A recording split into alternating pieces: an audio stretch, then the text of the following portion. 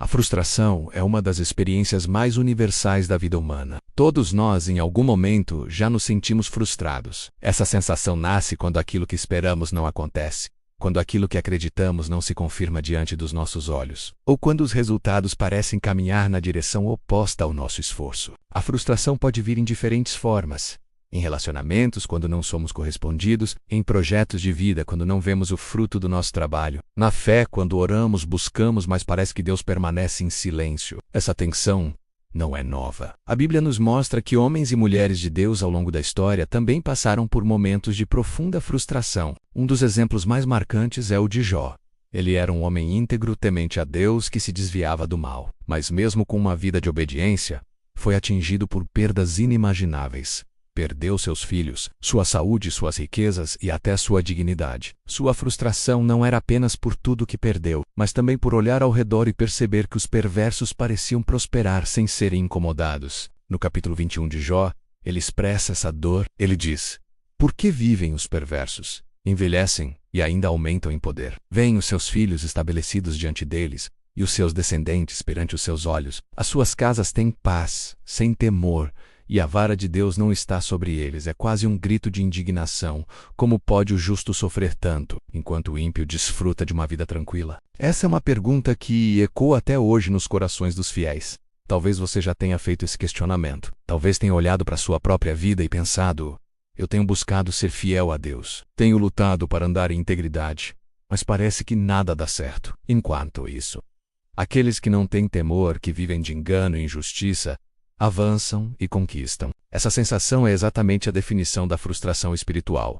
No capítulo 24, Jó amplia ainda mais sua reflexão. Ele descreve como os ímpios exploram os pobres, tiram o sustento dos mais frágeis, rubenteires, vivem na arrogância e aparentemente escapam de qualquer tipo de julgamento. Para ele, era como se Deus simplesmente não estivesse olhando para a maldade do mundo. A frustraca, nesse ponto, alcança seu auge.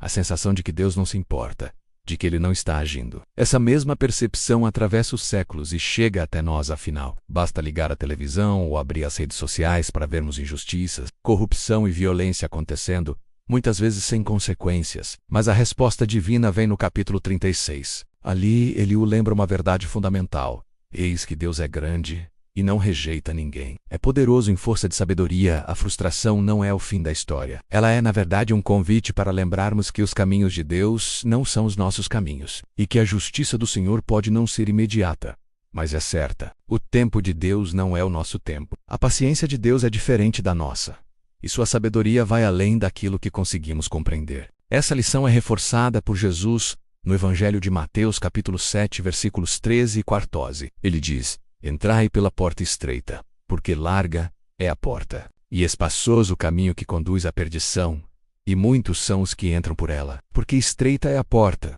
e apertado o caminho que leva à vida, e poucos há que a encontrem."